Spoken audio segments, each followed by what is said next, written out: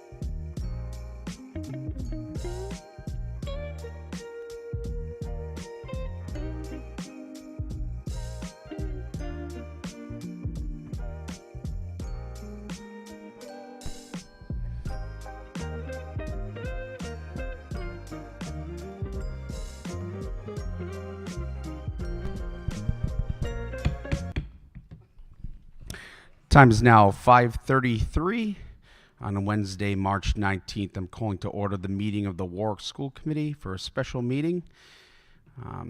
Happy St. Joseph's Day, everybody.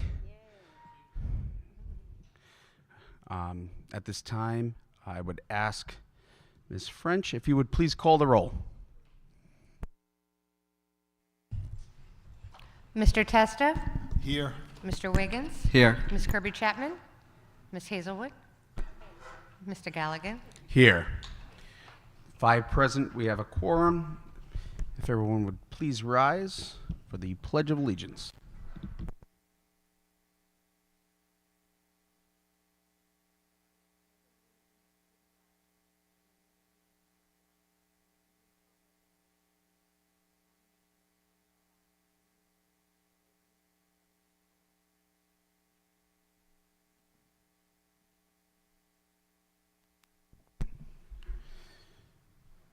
Next item on the agenda is public comment on agenda items only. Each individual from the public will be provided 3 minutes per person, with public comment not to exceed 45 minutes. Though the content of comments will not be restricted, it is the hope of the committee that citizens, committee members, and the administration alike will be respectful of each other's right to speak, tolerant of different points of view, and mindful of everyone's time. The public comment period is for agenda items only. A second public comment session is available later in the meeting for all other topics or concerns. Members of the public are permitted to speak during both public comment periods. Speakers are asked to state their name for the record. It is one session. You come on up, you get 3 minutes. If you don't use it all, it doesn't. Nobody's keeping track, so it's come on up to the microphone. For those new to our public comment periods, we use the stand down here to my left, your right. Please come on down, speak, and after that person concludes, the next person can certainly step on up. So at this time, are there any members of the public wishing to comment? Mr. Lucy, come on down.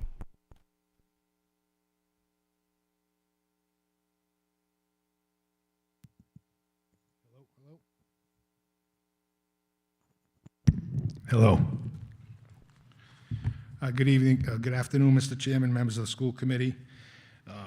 I'm here with concerns about these early bid packages. I think we're jumping the gun. I think it's a little too early to do this. I'm going to read into the record an email that I sent out earlier today. Chairman Gallagher and the school committee members, as a taxpayer and member of the Warwick School Building Committee, I contact you with great concern regarding the proposed award of Pilgrim High early bid packages you have scheduled today. This morning at a special building committee meeting, I objected to the approval of these early bid packages for the following reasons. The project remains unfunded as the current estimated cost of construction exceed the amount of available funds, although it remains unknown the amount of funds required to complete the project. The construction manager, Dimeo Construction Company, currently does not have a contract to perform construction, as they are and have been for the past year working under a pre-construction contract. RIDE has yet to approve the Pilgrim construction documents. They were approved today by the building committee and presumably will be approved by the school committee at today's meeting. The circumstance appears to be the proverbial cart before the horse scenario and could cause great harm if the procedure is invalidated in the future. So I ask you all, is the approval of early bid packages valid when the project is not currently fully funded, there is no guaranteed maximum price determined, RIDE has yet to approve the construction documents, and the construction manager has not been authorized to proceed with construction? Respectfully, Armin Lucy, taxpayer. Thank you. Thank you, Mr. Lucy. Mr. Lucy, you have 1 minute and 11 seconds if you have anything else you want to say. I'm fine. All right, thank you. Are there any other members of the public wishing to comment?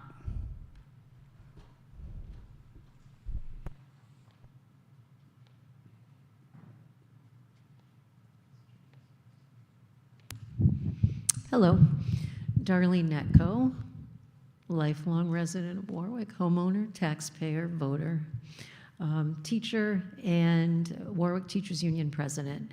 I'm going to wait till the presentation today to talk about the buildings, but there's another item on the agenda, and that would be the appointment of Mr. McCaffrey as interim director. And I just want to say, you know, I'm looking forward to working with you in your new capacity as interim superintendent. We've worked well together in the past, and I would expect that to continue in the future. So congratulations on the appointment coming up, and you know, I hope to work with you as we have in the past. Thank you. Thank you, Ms. Netco. Are there any other members of the public wishing to comment? Any other members of the public wishing to comment? Any other members of the public wishing to comment? Mr. Rainey? You're good, sir? Okay. With that, we are on to the next portion of our meeting. There are 3 items of new business before this body this evening. First item, discussion action, appoint Assistant Superintendent William McCaffrey as interim superintendent for the period that Superintendent Lynn Danbrook is on leave. I'm looking to, for a motion to move approval. So moved. Made by Mr. Testa. Second. Seconded by Mr. Second. Wiggins and Ms. Hazelwood. Any discussion? Seeing none, all those in favor? Aye. Any opposed? Motion carries 5-0. Next item before us, discussion action, approval of Pilgrim construction document RIDE submission as presented by Left Field. I'm looking for a motion to move approval. So moved. Made by Mr. Testa. Second. Seconded by Mr. Wiggins. At this time, I'll turn it over to Left Field for presentation, and then now we're able to have comment.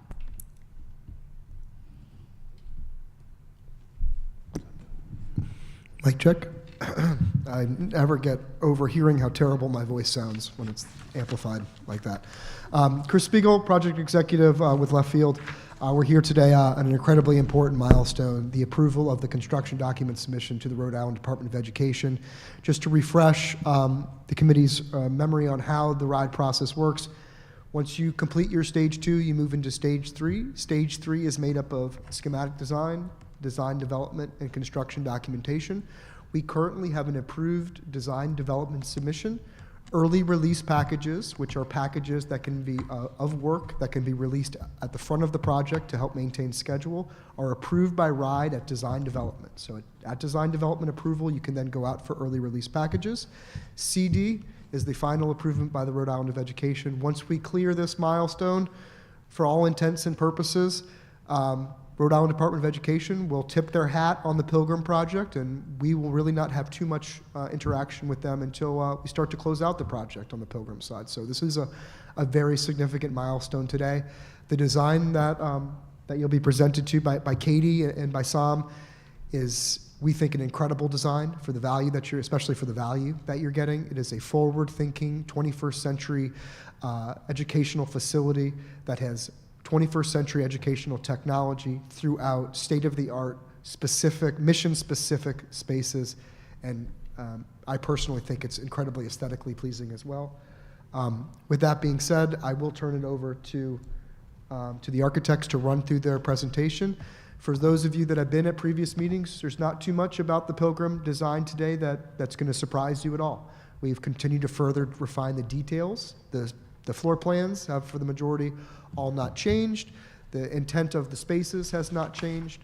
Really, the difference between DD and CD is us continuing to further details, which are exactly how you build the building. So it's not the design of the building as much as it's how you actually build the building that gets transferred from DD to CD.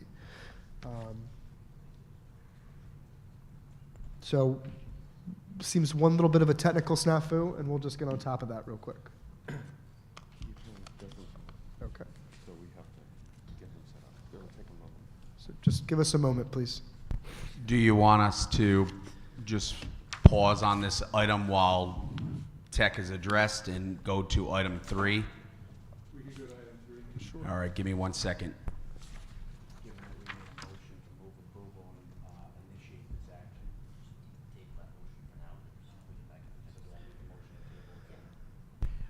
Looking to make a motion to table while our tech matters are being addressed, made by Mr. Wiggins. Second. Seconded by Ms. Hazelwood and Mr. Testa. Any discussion on the motion to table? Seeing none, all those in favor? Aye. Aye. Any opposed? Motion carries 5-0 to table item 2 while they address the tech issues. So we are now on to item number 3. I'm looking for a motion to move approval. Discussion action, approval of Pilgrim early bid packages for concrete, steel, and elevator as presented by Left Field. Looking for a motion to move approval. So moved. Made by Ms. Hazelwood. Second. Is there a second? Seconded by Mr. Testa. Left Field, if you'd like to present the bid packages. So we'll take these one at a time. So before you today, we have 3 early release packages. So the guaranteed maximum price for a Could you project- just put the microphone a little bit more in front of you for, so that way it could be So, caught by the video? the GMP, or guaranteed maximum price of a project, consists of the following elements. It is a fee for the work, the general conditions, that's your security, your site safety, things like that, and then the cost of the work. The cost of the work is made up of individual bid packages. The difference between a construction manager at risk delivery model, which we have here before you, and a general contractor, is transparency in terms of how bid packages are awarded. With the current model, you will see that we bid out each division of work. We solicit multiple bids for that division of work. We then de-scope the bidders, so Left Field, the architect, Dimeo, Steve Gothberg, we all get in a room and we hammer out these bids to make sure that they are carrying everything. We also identify any allowances to protect against unforeseen conditions in terms of change orders. And then we take all of that information, we go back to the bidders, ask for a best and final price. These numbers that you have before you reflect those best and final pricing. I'm happy to report that all 3 packages that you have before you today are under budget from what was budgeted as part of our estimate reconciliation submission. This is incredibly relevant, especially because one of the packages we're going to be asking to award today is steel, is structural steel. There has been a lot of talk recently in the news about steel tariffs. We're happy to report that this is an American company with American steel that we've chosen for this project to mitigate that effect, and we are still under budget on that one package by approximately $700,000. So I think this is a reflection of the hard work that Dimeo has put into in estimating these projects, and of course SOM making sure that they're designing the most efficient and cost-effective building possible. With that being said, the first item we'll take is item number 1, which are our concrete bids. Soliciting for concrete, we received 4 bids from Marguerite, J.L. Marshall, Manafort Brothers, and Capasso Enterprises. The budget for this work was $5,850,000. The bids came in at $5,597,000, reflecting a savings of $253,000 under our budget for that particular portion of work. We recommend approval of Marguerite as your concrete contractor for the Pilgrim School project. 1 second, Mr. Spiegel. Dan. So I'd be looking for a motion to move approval on accepting Marguerite as the recommended concrete supplier. So moved. Made by Mr. Testa. Second. Seconded by Mr. Wiggins and Ms. Hazelwood. Any discussion relative to concrete? No, it's not a hard topic here. Yep. Seeing none, all those in favor? Aye. Anyone opposed? Motion carries 5-0. Mr. Spiegel, if you want to present the next one.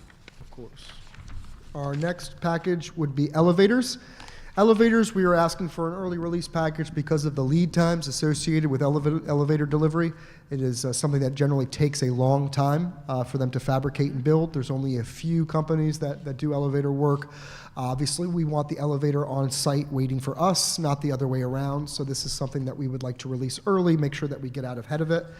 For those of you that have taken elevator rides recently, the 4 bidders aren't going to be any surprise to you. We have Schindler, Otis, Kane, and TKE. We did receive 4 bids for this work, with the recommended award going to Schindler at $259,000. The budget for this work was $375,000, which represents a $116,000, or approximately a 25% savings over our budget line item. We recommend approval with Schindler for this work. Looking for a motion to move approval on Schindler being the selected elevator contractor for the construction project.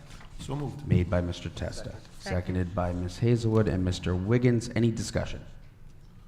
Mr. Chair, just Mr. Testa. just for the public's edification, this is the same company that we use for the elevator in Warwick Neck, right? So we've used them before, but again, like Mr. Spiegel said, there aren't that many companies.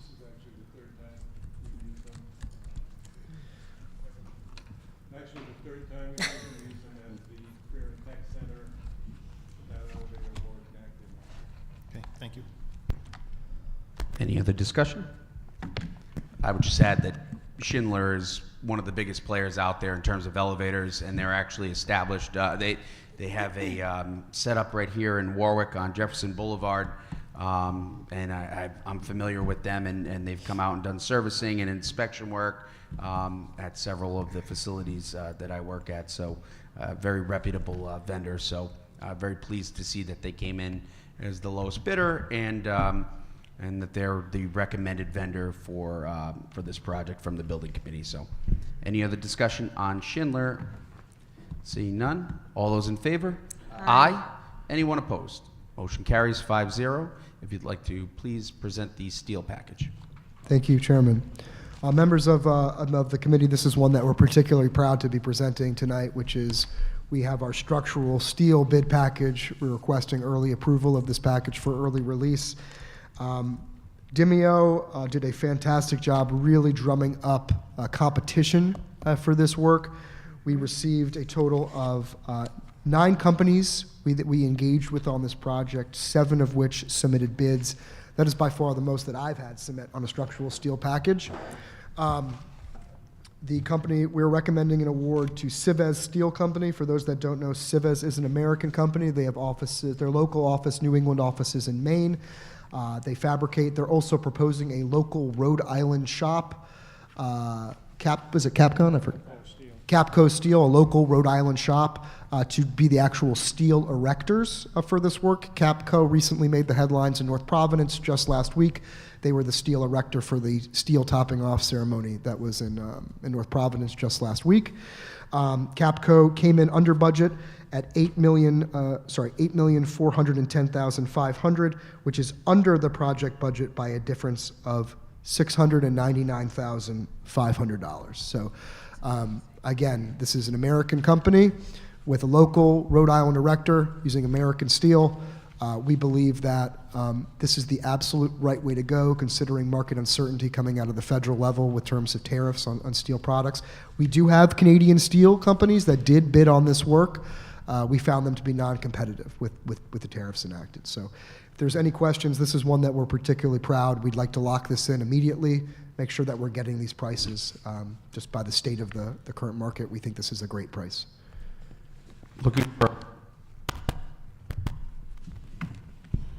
Looking for a motion to move approval on, yes. No, sir, not at this time. I apologize. Looking for a motion to move approval on the acceptance of the steel contractor as presented by the building committee. So moved. Made by Mr. Testa. Second. Seconded by Mr. Wiggins and Ms. Hazelwood. Is there any discussions or questions from members of this committee? I have a couple. So,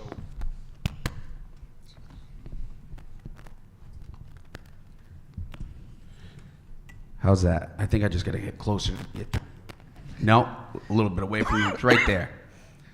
My questions pertain to the, well, first let me take a step back. We did get a very detailed email earlier today from a member of our building committee, Mr. Lucy, who did read it into the record. And so I appreciate him providing that to us to kind of further advance our knowledge on this and make an even more informed decision this evening. Upon doing some homework, based on the facts or as presented, he piqued my curiosity on a few points, resulting in me being a little bit more comfortable with the situation. The understanding here is that the items that we've just, the two of the items that we've just taken action on, in addition to this item, they have extensive lead times. So we know that time is money with this project. Any delay affiliated with this project, we've already realized millions in additional cost. So that's the first point. And the second point would be that Mr. Spiegel brought to my attention that technically RIDE, can you confirm, RIDE technically only has to confirm for us to continue to progress and get to this point the SD and the DD phases, correct? We've completed SD and DD phases as well. RIDE allows, with a construction manager at risk delivery method, RIDE allows districts to go out with early release packages for certain portions of the work upfront, long lead items and items at the front end of the project, because generally with CD, as you see with the CD approval today, yes, none of the items that are before you have changed from DD to CD. These aren't things that change as a project. As you move forward, you're talking about details. We would never recommend an early release package on a reflected ceiling plan because that can still have some changes, but your concrete is not going to have changes like this. Okay. And one of the other points is that Demio is not under contract, but you would express technically Demio is under contract because this body voted to approve them as the construction manager and authorize them to handle pre-construction work, correct? Actually, Demio has already performed construction work as part of this project, as part of the enabling work that occurred last summer. We have a signed AIA A133 and an AIA A201 contract. Those are contracts for construction. In terms of authorization to proceed with certain amounts of work, that is what we're doing tonight. These bid packages are authorization by you all, as the authority having jurisdiction, to proceed with this work. So we have our signed contracts. We've already done construction on this project. The RTAs tonight that you are approving is authorizing Demio to move forward with your concrete, with ordering your elevator, with ordering your steel. So that's how this GMP works, is that you add in your packages as they become available, and that forms your guaranteed maximum price. Okay. We expect to come back before this committee twice more for additional package approval. We'll have another one probably for site, a large package for site, and then we'll probably come back with the rest of the packages. Is that fair, Demio? So we would expect to come back before this committee twice more with additional packages which you would approve. Then you'd have your guaranteed maximum price. So would it be fair for me to summarize the actions being taken here tonight by stating that for us as the customer or the client, you're requesting these actions to be taken so that we can have better control of our finances by pre-ordering and beginning to have them come in as we continue through this progress with RIDE and just basically shoring up all we the are remaining the first documents. person to hit the street with these packages. We are ahead of Pawtucket. We are ahead of South Kingstown. We are ahead of all of the other projects that we're going to be competing with, the other large projects that we're competing with. I would not recommend that we wait any longer and get tied up with that level of competition. Even though some of those clients are my client, I Warwick needs to move forward with these packages to start construction and get the best value for their work. Okay. Mr. Gothberg, you look like you want to add something. It's also very important as far as schedule, to meet the schedule, the end date, September 2027, to get these packages so we can meet the construction schedule that Demio has laid out. Okay. And I imagine that schedule is relative to the milestones that we need to hit with RIDE for the reimbursement. And if we don't hit those milestones, then in actuality, the taxpayers are going to be faced with a significantly greater bill if we are not hitting those milestones. Would that be an accurate assessment? That is 100% correct, yes. Okay. Based on all of that, is there anything else that anyone from the project management team would like to add to provide additional confidence, not just to my colleagues here, but also to the general public? Yes, please. And if you could just state your name for the public. Kostabits is project executive for Demio Construction. There are, to make you feel more comfortable, there are terms and conditions within the AIA 133 that provide avenues for such items as accelerated fast track and early packages.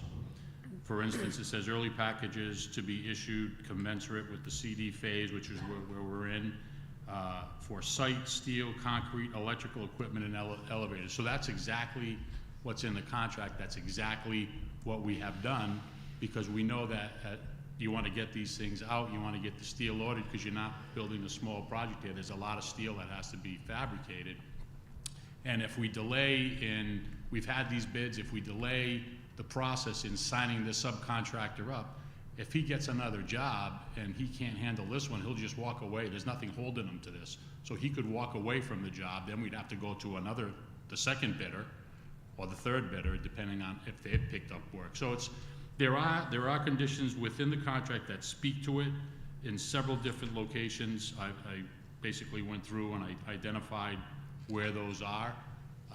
So you also have the coverage of that language being in there that allows us to go through and get these early packages, and we specifically identified them and they're in here. Thank you. And for my colleagues' knowledge, because of open meeting laws, I couldn't just forward this on, but I did reach out to Mr. O'Connell, who I want to wish a happy St. Patrick's Day to. We did the... Thank you. Okay. I did reach out earlier today with questions, just asking, why did you select this vendor versus another vendor? Because there is one individual within the community who has spoken frequently at our forums on the construction of the new high schools, and he's a structural steel inspector of record.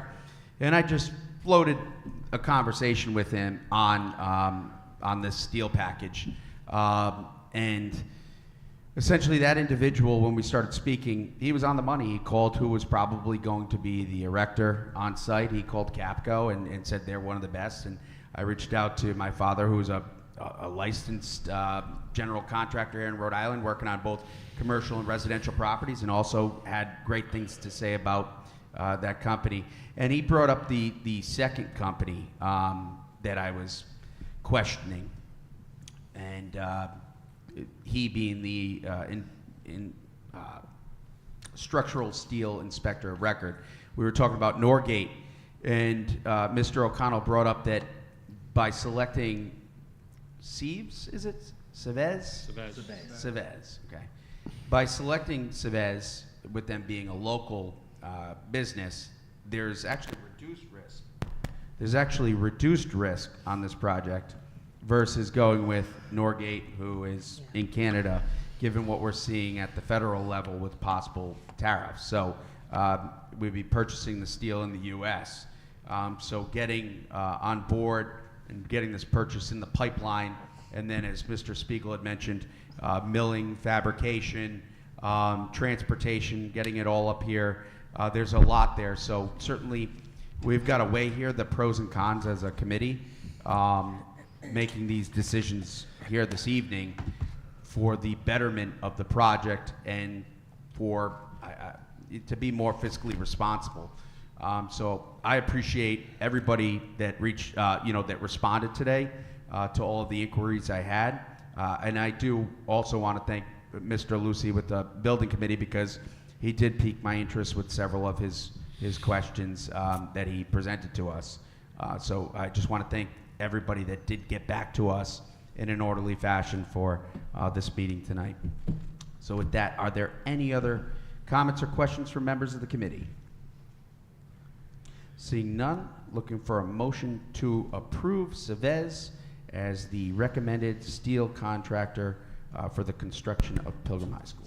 So, didn't we move it already? Did we already move this? Looking We for a discussed it, motion right? to approve it. Yep, Approve it. we just had the comment now. So moved. Made by Mr. Testa. Second. Seconded by Mr. Wiggins and Ms. Hazelwood. All those in favor? Aye. Anyone opposed? Motion carries 5-0. At this time, we're going to go back to agenda item 2.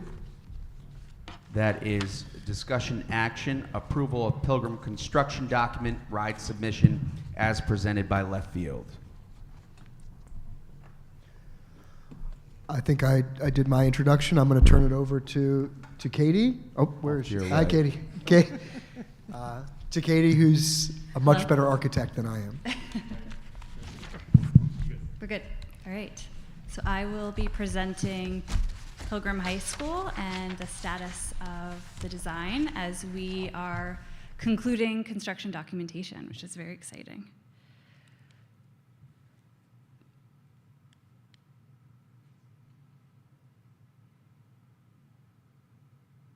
Okay, some content items. So I think you all are familiar with a lot of these. I've presented them a few times, but we'll look back at the visioning and concept planning, the presentation plan, so how the floor plan has evolved to this day. We'll look at the site again, some changes to the athletics and the PE program, and then we'll finish with some 3D views.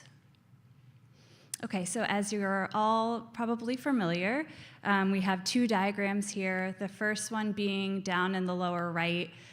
This was the visioning district-approved diagram, which basically was formulated with a few key goals in mind, which are creating 21st century learning in Pilgrim High School by having these interdisciplinary classroom clusters of different classroom program types, as well as administration spaces.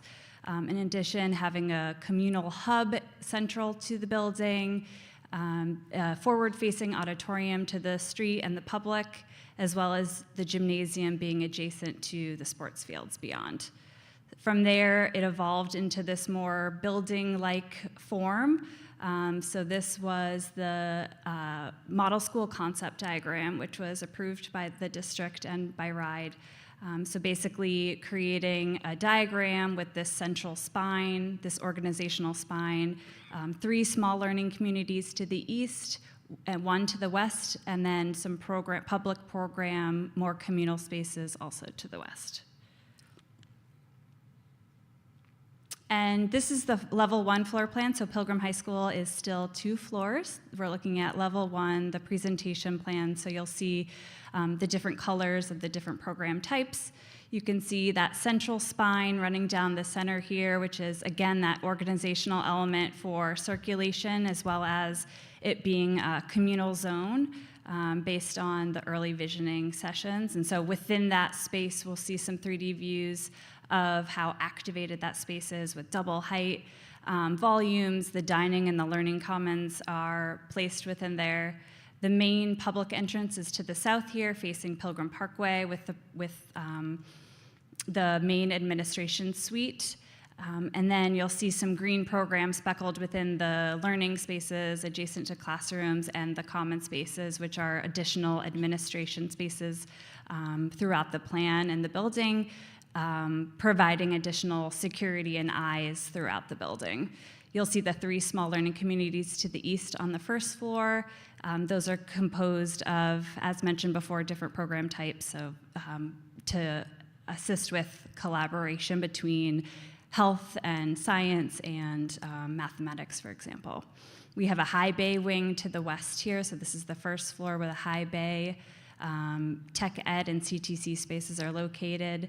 The gym on axis with the center of the spine in line with the sports fields beyond, and the auditorium and music spaces closely located to the front entrance. Again, on level 2, you can see those open to below spaces, so those double height activated areas within the core of the building, and then some additional gymnasium PE program at level 2 overlooking the double height of the gym. The auditorium steps up to level 2 so that students at level 2 have equitable access to the music and auditorium programs. And then you can see the stacked services, the stacked classrooms, interdisciplinarily laid out amongst the small learning communities. Taking a look at the site plan, you can see the dashed line here on the new sports fields, which is the existing building. So that'll be demolished after the new building to the east here is constructed. You can see some parking along Pilgrim Parkway as well as at the back of the building to the north. And then you can see a loop road around, which was heavily coordinated with our civil and landscape and traffic team and the district to coordinate both bus and car drop-off and as well as sports circulation. You can see the stadium just to the west of the gym. So this is the centralized gym within the building. So the stadium's directly west, and then the remainder of the sports programs, the baseball and softball, tennis, practice field, and then the field events. And then this building here is the existing annex building. So that was a cost-saving measure which we've proposed converting to the concessions and outdoor locker and toilet rooms. One added item on the site, if it'll go back, we did sort of populate the site tabulations here so you can see what is required for parking by code, what is the existing parking, as well as what's proposed. And we've also been thinking ahead and strategizing about what could be allocated for future parking. Another view of the site, so you can see how the building sits along Pilgrim Parkway with that predominant auditorium massing towards the front and a welcoming civic entrance here. We also feel that the stadium will create a really exciting presence as people are driving down Pilgrim Parkway and see how active the athletic program is at Pilgrim and in Warwick. And so then what I wanted to point out specifically, this is really the only real change. So what's been happening since we last spoke is a lot of coordination calls with our consultants, kind of figuring out where every outlet wants to be, where how much energy the CTC equipment is drawing, all sorts of things, looking at acoustics. But what we did do is take a closer look at the gymnasium. So over here on the right side, this is your existing gymnasium, and then this is a chart of tabulated spacing. So existing square footages on the right here, and then the new proposed square footages on the left here. You can see that there's some new spaces created, as well as a generally larger total in athletic and PE program spaces. And so what I'll just describe here is that the sort of footprint of the gymnasium has not changed. There's still these curved walls that loop around with the track. That was our solution to the previously elevated track that we creatively figured out a orientation at the first floor. But instead of having this be an NFHS striped gym, we actually kind of pushed the striping of the court a little bit east and, 10 feet exactly, and created an NCAA striped court for Pilgrim High School. So we're excited about what kind of activity that can bring for the community. And basically how we maintained or managed that was still staying within the 10,000 square foot allowance that RIDE allows for gymnasium square footage, but sort of massaging the overall total of the gym program, because as you can see, it's not just the gym program here. There's some accessory spaces, including that added track square footage. So we were able to sort of squeeze into the track a bit and create that additional basketball size. And then I'm just going to step you through a few of the images. So we have the auditorium here on the right. We're working closely with our consultants on making sure we have all the bells and whistles for this space similar to this one. And then the gymnasium here on the left.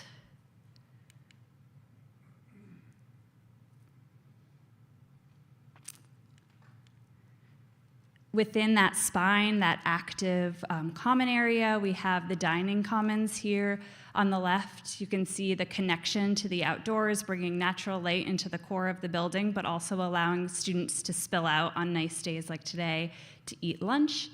And then on the right here is the learning commons, basically a more robust library. And so we're really excited about how this collaborative, more activated space will be used. There's also some additional quiet rooms for the library kind of tucked into the core of the building. And then you can see here, this is a view from upstairs within the commons, overlooking the learning commons, but also showing the connections into those small learning communities. So we're starting to look at branding and how to sort of psychologically understand that you're entering a learning commons, or sorry, a learning wing, but also have administration lining those areas and creating eyes on the street, so added security along the common space and the learning wings. And then just taking a peek at the learning wings themselves, this is on the end of each of the learning wings. We were creative in the way that we kind of found more teaching and learning spaces within the core, and also wanted to connect first floor to second floor, sort of bringing collaboration between two cohorts on first floor and second floor, but also bringing daylight into those core spaces and into these more collaborative extensions of the hallway. So this is another view of that space. And then on the right here, these are those learning, outdoor learning courtyards that we're hoping each of the different programs come out, and there's an environmental science collaboration with the Lifesaver EMT program, for example, at the school garden. And then this is that high bay learning wing towards the northwest. So it has a similar entrance, a civic entrance here, and then you can see some of how the workshop spaces are able to spill outside, and they're able to receive deliveries or even have some space to work outside. You can see that here on the interior image. So this is one of the technical spaces, and then just a section through that showing the Studio 107, kind of rounding out the learning wing, some of the labs and workshop spaces. This is a workshop and then a robotics classroom kind of sandwiched between another workshop. And wrapping up with the rendering of the main entrance. Again, we're trying to highlight the fact that the auditorium is meant to be sort of a beacon for the school. The massing stands prominently adjacent to the entry, and we're excited to break ground soon. So thank you.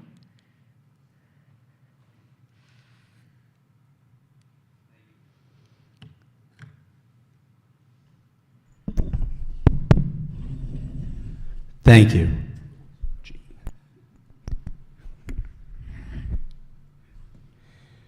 At this time, I'd be looking for a motion to move approval on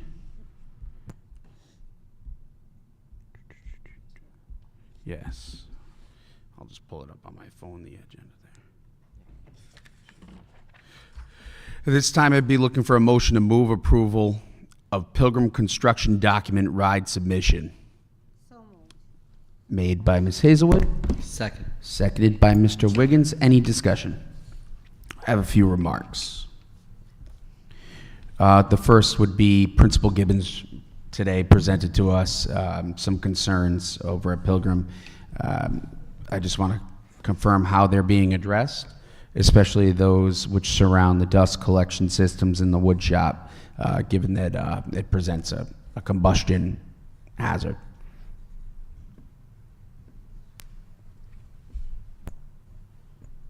Mr. Gothberg. That's under discussion. The plan has been for each station to have their own dust collection system. You're looking at $250,000 for a central minimum. So we need to look at cost versus efficiency. The design team is looking at that right now. We understand that concerns, but we're doing the same thing at the, at a couple other locations. So we'll take a look at it and see what we can do. So would it be a correct assumption that that would be something we would likely dip into contingency for? Perhaps, yes. That can be added at some point, but not too late, so we have to take a look at it now. But we're going to have a dust collection system We within are- that space at all pieces of equipment. Right. They will be at all pieces, undecided exactly how it will go yet, though. Okay. Okay? The next item I have is parking. I asked the project team to please sincerely keep this on the radar as we continue to further refine our estimates, layout of the property. We certainly do not want to defect to Pilgrim Parkway and Fairfax Drive, adding as additional parking for those visitors coming to the new Pilgrim High School. The safety and traffic issues will be horrific. It will be a nightmare for the councilman from Ward 2, myself, given that I represent that area, and the 2 citywide representatives will probably be getting phone calls as well. So please continue to keep that on the radar, especially with our ambitions to grow enrollment at Pilgrim and at Tollgate on the south side. My third point would be I really want to express my thanks to the architects, everyone from Demio, and Chris and Mr. Gothberg, who I probably have been a real pain in their side these last 2 weeks for addressing the physical education concerns I had. I know sometimes people may have been twisting it to from an angle of he's more concerned about athletics within the gymnasiums, but for me it was more about physical education.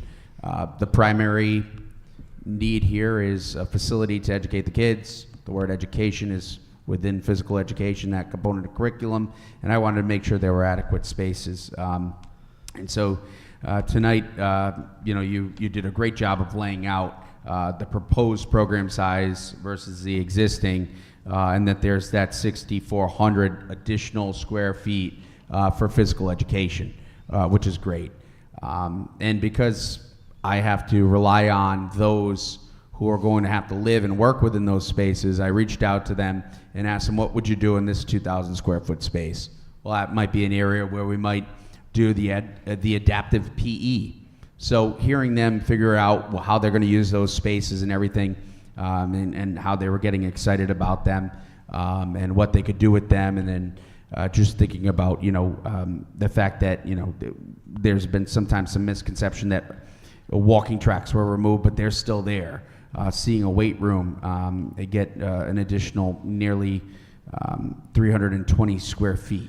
What's important to me is that we graduate kids that are proficient in math, reading, and writing, but also that are healthy and active, because all of that knowledge it's not worth it if they're not healthy and can't live a long and successful life. So I'm very appreciative of the modifications you've all made, the additional seating that you've added into that gymnasium.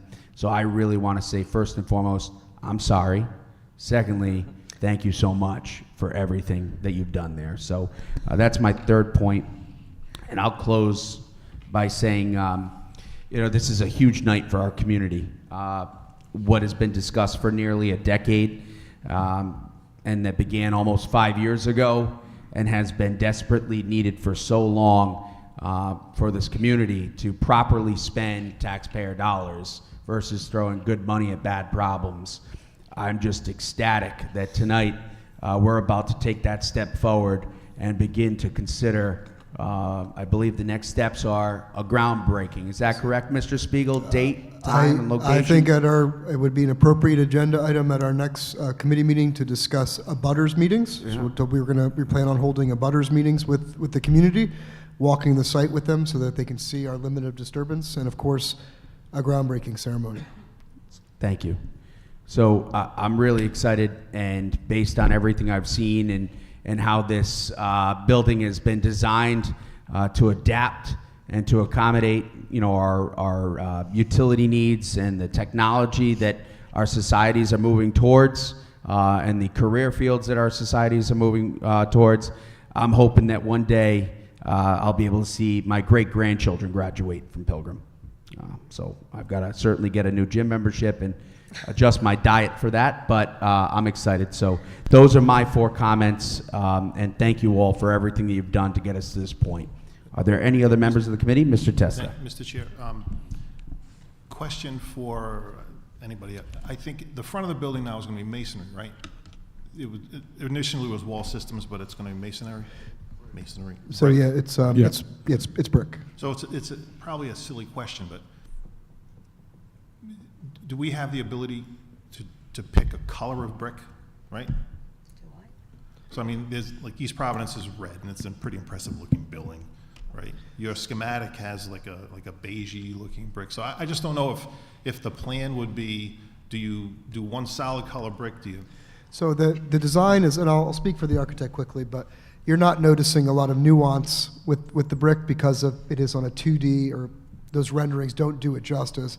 The way that the brick is set, the different striations in the brick, is the different ways that the brick is laid will add a lot of shadow and a lot of play into the design. So it won't look so monochromatic Okay. in the real world as light is reflecting off of it. But Ed, Katie, did I do okay? Yes.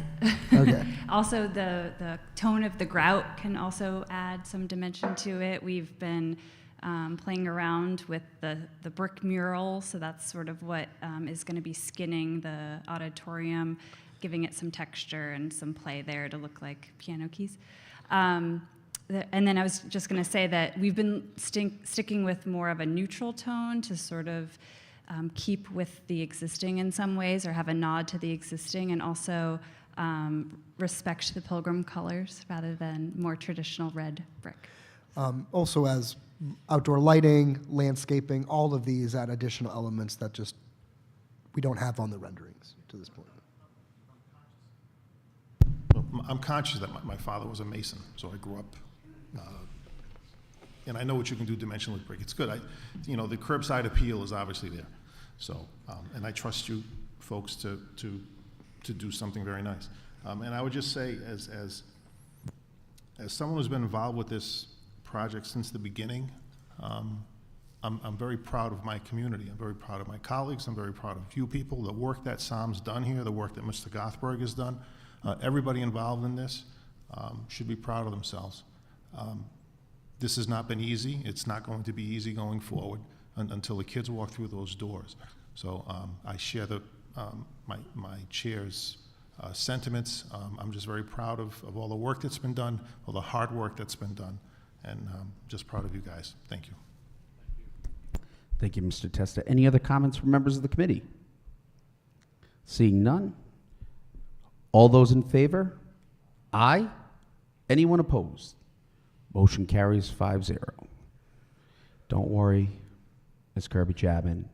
We're discussing, I believe, toll gate on the 8th. Okay, so those are the 3 matters of business before this committee tonight, which brings us to our next public comment period.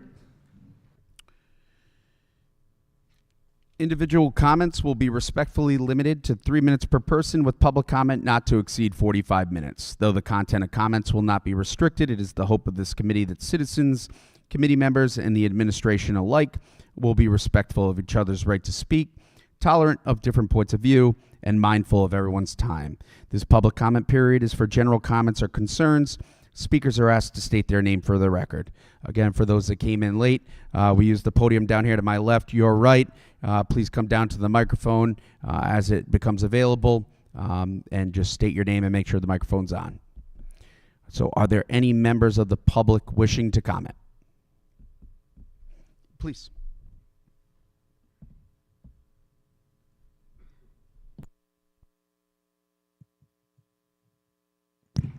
Hello, I'm in Lucy Ward 9. This is after the fact, but regarding the Civez bid, in their bid, they have an exclusion for tariffs. Well, you just heard that all the steel's coming from North Carolina. So I'm not comfortable leaving that comment in there, because if it's all American steel, it's not relevant. They should be willing to delete this. My concern is that down the road, they say, well, we couldn't get this stuff from Carolina. We could only get it from Canada. Now there's a Trump tariff, so now we want to get paid for it. So I would ask that you reconsider and remove that one exclusion from the steel from Civez's bid. Thank you. Mr. Lucy, you have 2 minutes and 16 seconds left. You want to? I'm good. You're good, sir? All right, thank you. Are there any other members of the public wishing to comment?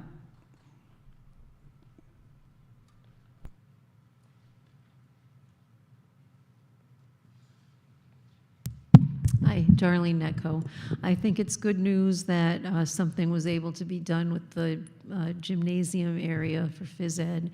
I hope all of the classroom spaces are also up to par, and that there are enough classrooms to properly educate all of the students and for the teachers to have their own space. One of the concerns that has been expressed to me is that teachers would have to travel all day from room to room, and that doesn't make any sense. That inhibits the way that teachers can deliver the curriculum, you know, teach the kids, work with the kids. I've traveled and I've had a classroom, and the traveling is very difficult. So I just hope that in addition to the gymnasium space, we have enough classrooms. And of course that they all have windows, because we know Pilgrim's current window situation. It's not as bad as toll gates, because at least there are windows, but they're way up ahead above everybody's head, and they don't really provide any kind of natural light or fresh air. Thanks. Thank you, Ms. Necco. Any other members of the public wishing to comment? Any other members of the public wishing to comment? Any other members of the public wishing to comment? Seeing none. Future meetings. The next policy subcommittee meeting is scheduled for Tuesday, April 1st, 2025 at 4:30 p.m. The next building committee meeting is scheduled for Wednesday, April 2nd, 2025 at 7:30 a.m. The next monthly school committee meeting is scheduled for Tuesday, April 8th, 2025 at 7 p.m. And the next Achievement School Committee meeting is scheduled for Tuesday, April 22nd, 2025 at 4:15 p.m. I also have been requested by our Vice Chair to remind you all that this Saturday, March 22nd, at 10 a.m. at Scarborough Beach is the polar plunge for the Special Olympics of RI. And then the following Saturday, March 29th, is our unified basketball tournament here in the city of Warwick, where it's one of the first of its kind. It's going to be incredible. So I encourage you all to come out to Bishop Hendricken, who had a large enough space to accommodate all of our unified teams here in the city. There's a special guest singer for the national anthem. You guys may know that individual. I'll let him present himself on that day. But yes, the polar plunge on the 22nd at Scarborough Beach, 10 a.m., and then the unified basketball tournament on the 29th. Before we adjourn, I'd be looking for, do any of my committee members have anything they're wishing to docket? Mr. Testa? No. Mr. Wiggins? May I add? Yes, please go ahead, Mr. Wiggins. Along with what we're doing, Unified, it's important. There's 12 out of the 13 elementary schools are participating in this event. It's incredible. I recommend anyone, whether you're from here or not, come to Hendricken on the 29th. Starts at 9 a.m. There's going to be food trucks. It's going to be a blast. I also encourage you to go this Saturday to watch Mr. Galligan jump into the ocean. Do you have your proper attire ready for Saturday, sir? Please continue with your comments. It's not on the agenda. But yeah, so I just want to remind the community that they're really that 12 out of 13 elementary schools are participating. It's going to be a blast. It's really encourage everyone to come out. Thank you, Mr. Wiggins. I yield. Thank you, Ms. Kirby Chapman. Anything you want to docket or anything ridiculous you want to say? No. Seeing none, Ms. Hazelwood. Had enough ridiculous. Thank you. We have a list of items of sports teams that we're going to be recognizing in the upcoming meeting. A lot of great accomplishments from our student athletes over the past couple months, especially one recent track star out of Tollgate who won the Nationals. Am I correct? Am I okay? Good. So yeah, we've got a lot of great people coming to the next meeting to be recognized. So being that there's no other matter of business before this body this evening, I'd be looking for a motion to adjourn. Motion to adjourn. Made by Mr. Wiggins, seconded by Ms. Hazelwood and Mr. Testa. All those in favor? Aye. Anyone opposed? We are adjourned.